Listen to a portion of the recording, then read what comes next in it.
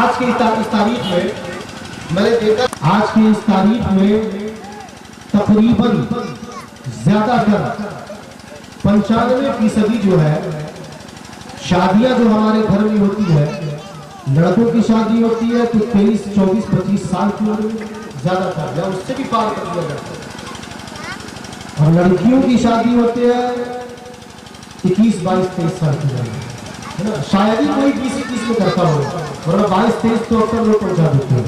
जानते आपको बताऊं मैं कि आप अपनी औलादों के साथ बहुत बड़ा जुल्म करते हैं।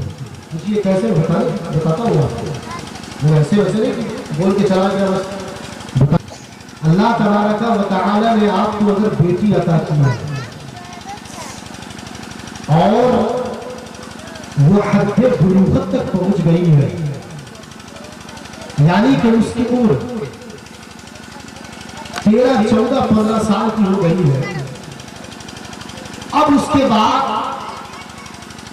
हमारा फरीजा ये बनता है कि जितना जल्द 2 साल यानी 18, 19 साल के बीच में जितना जल्द हो सके हम अपनी बच्चियों का निकाह कर दें।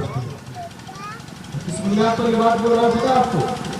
यकीनी तौर पर जो लोग अभी हैं, अक्सर बेशतर लोग सोशल मीडिया पर एक्टिव रहते हैं, है ना। कोई इंस्टाग्राम पे, कोई फेसबुक पे, कोई ट्विटर पे, कोई व्हाट्सएप पे, है ना, कोई मैसेज, बहुत सारे ऐप हैं।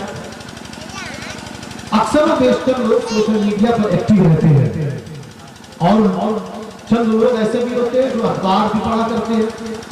जुमला कहने में बड़ा डरा गुजरता है, पता आपको, बड़ी तकलीफ होती है, लेकिन इसी यही वो मंच है, यही वो स्टेज है जिस पर बैठकर या खड़े होकर आपको समझाया जा सकता और आप समझे। आप अपनी बच्ची के कदम को डगमगाने से पहले, आप अपनी बच्ची के कदम को डगमगाने से पहले, उसके पांव फिसलने से पहले, मुसलमानों अपनी बच्चियों का बेहतरीन जगहों पर देखकर निकाह कर दो। ऐसा हुआ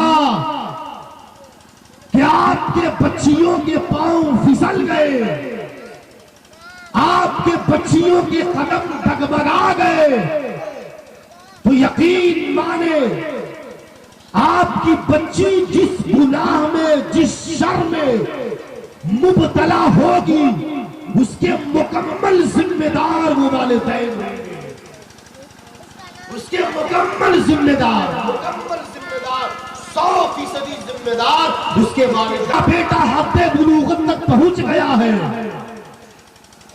और आपको यकीन हो गया है कि मेरा बच्चा अब इस हद तक पहुंच गया है कि वो बालिग भी हो गया है, हम उसका निकाह कर देंगे तो जो लड़की उसकी ज़ौजा बनेगी वो उसके नानो नफका का मुकम्मल ख्याल कर सकेगा, फौरन उसका निकाह कर दे।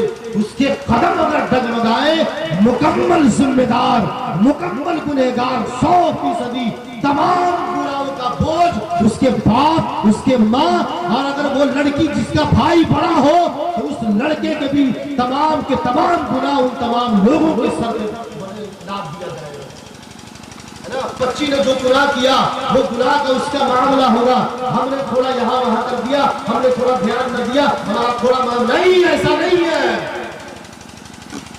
आपके बाप, आपके बच्चे या बच्चियों के कदम डगमगाए हैं, तमाम के तमाम गुनाह आपके सर पे लादे जाएंगे।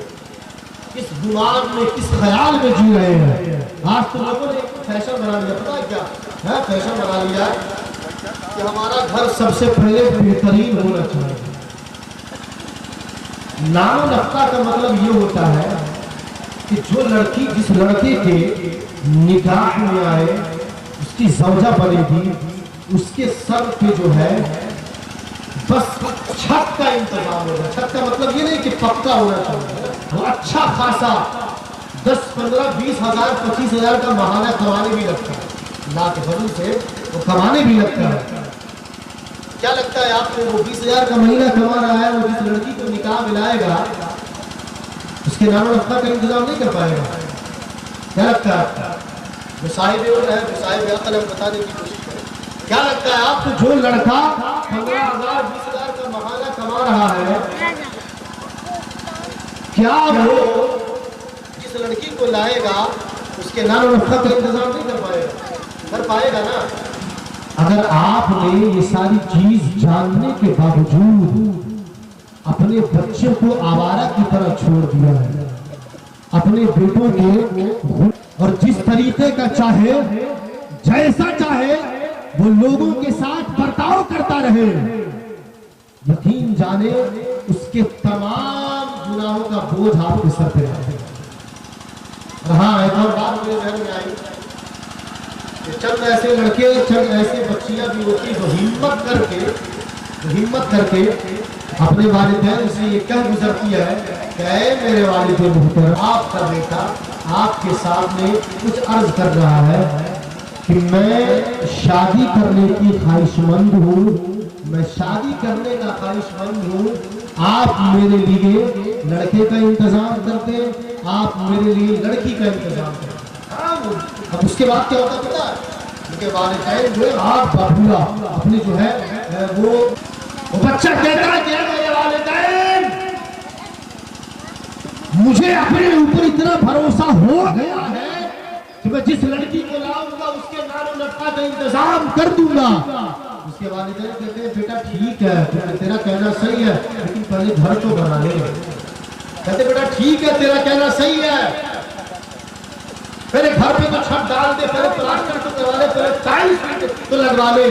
इसी टाइल्स प्लास्टर और छत के चक्कर में वो बहकी नहीं थी, सिर्फ आपके गलत ख्याली की वजह से, आपके जाहिलियत की वजह से, आपके गलत रवैये की वजह से वो लड़की भटकी भी है, वो लड़की बहकी भी है, वो लड़का भटका भी है, वो लड़का बहका भी है और दोस्तों के साथ वो गलत सलत मामला करना शुरू कर दिया।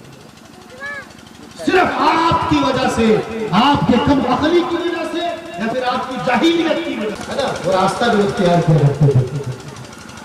वो लड़का कहता है, मेरा साथी था, वो कहता है कि मेरे वालिदैन मोहतरम ने मेरे भाइयों की शादी तकरीबन 18-19 साल के बीच आते कर दी। गुटखा खा के तो बड़ा मन करता है, दुकान में 18-19 साल के बीच आते कर दी है। उस वक्त मैं तो उतना पढ़ा लिखा नहीं था, लेकिन उस वक्त भी मेरा ज़हन जो इस बात को समझने पर काबिल था कि वो कैसा भला बाप है जो साहिबे इल्म है, जिसकी बुनियाद पर उन्होंने अपने बच्चों के नानो नफ़े का इंतजाम कर लो। तो सबसे पहले जरूरी तुम पर ये है कि तुम निकाह कर लोगे, तो सलाह उतने पर होती है, निकाह कर लोगे।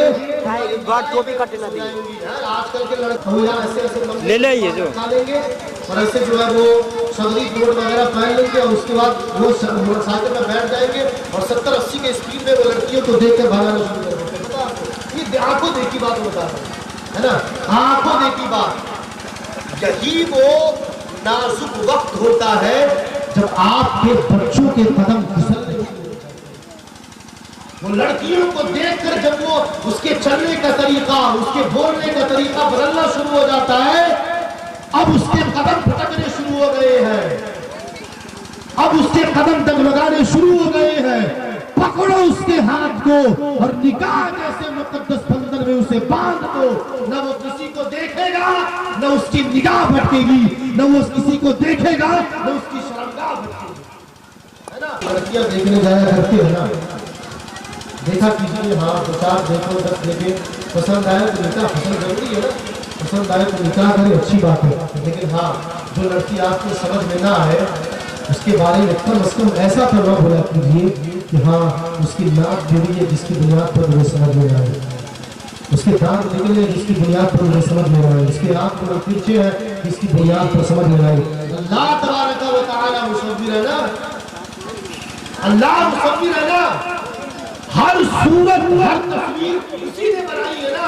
आपको किसने इख्तियार दिया कि आप कहें नाक चोरी है? आपके बाप का राज है, आपको किसने इख्तियार दिया कि आप कहें आंख टेढ़ी है? आप